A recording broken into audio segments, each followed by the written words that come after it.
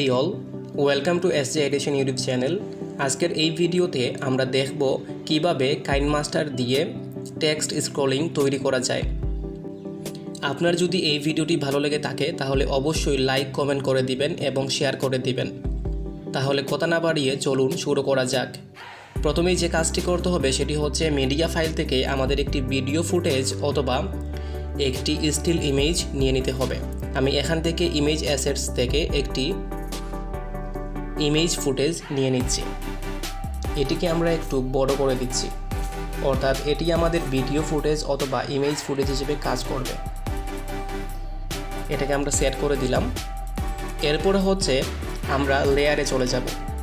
লেয়ারে যাওয়ার পরে আমরা চলে যাব আবার মিডিয়া ফাইলে এবং মিডিয়া ফাইলে ক্লিক করে আমরা এখান থেকে একটি ইমেজ সিলেক্ট করব। ইমেজ সিলেক্ট করে এটি হচ্ছে আমাদের যে ব্যাকগ্রাউন্ড আছে অর্থাৎ টেক্সট স্ক্রলের যে পিছনের যে অংশটি থাকবে সেটি হিসেবে আমরা এটিকে সেট করে দিব। এজন্য আমরা এটি বড় করে দিচ্ছি। বড় করে দিয়ে আমরা লেখাটি যেখানে থাকবে সেখানের ব্যাকগ্রাউন্ড হিসেবে এটিকে আমরা এখানে ওকে করে দিব।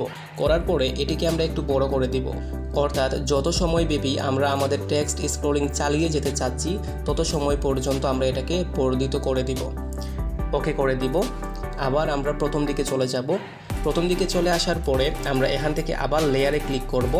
লেয়ারে ক্লিক করার পরে আমরা এখানে টেক্সট নিয়ে আসব। টেক্সটে ক্লিক করে আমাদের যে কাঙ্ক্ষিত লেখাটি আছে সেটি আমরা এখানে লিখে দিব। তো আমি লিখছি in this video we will learn how to make text scrolling in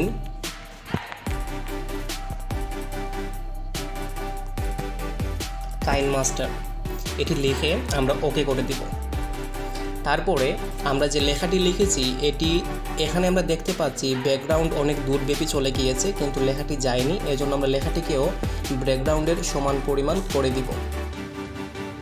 এটি আমরা এক্সাক্ট রাখার জন্য আমাদের এই যে লেয়ারটি আছে ব্যাকগ্রাউন্ডের, এটি যে জায়গায় আছে আমরা এটিকেও সেই জায়গার মধ্যে নিয়ে আসতে হবে। আমরা নিয়ে আসলাম এবং এটিকে আমরা এটির সমান ধরে এটিকে আমরা এখান থেকে ট্রিম করে দিব। তাহলে ট্রিমে চলে যাওয়ার পরে আমরা এটিকে রাইট সাইডে ট্রিম করে ফেলব। এটি সমান হয়ে গেল। এরপরে হচ্ছে আমরা ইনিশিয়ালে চলে আসব। ইনিশিয়ালে চলে আসার পরে আমরা এই যে লেখাটি আছে লেখাটিকে আমরা এই ব্যাকগ্রাউন্ডের মধ্যে সেট করে দিব এবং এটিকে এমন একটি জায়গায় নিয়ে যাব যাতে দেখে মনে হয় এটি প্রথম থেকে শুরু হচ্ছে। আমরা এরকম একটা জায়গায় রাখবো। রাখার পরে আমরা হাতের বাম দিকে একটি লক অপশন দেখতে পাচ্ছি, এখানে ক্লিক করব।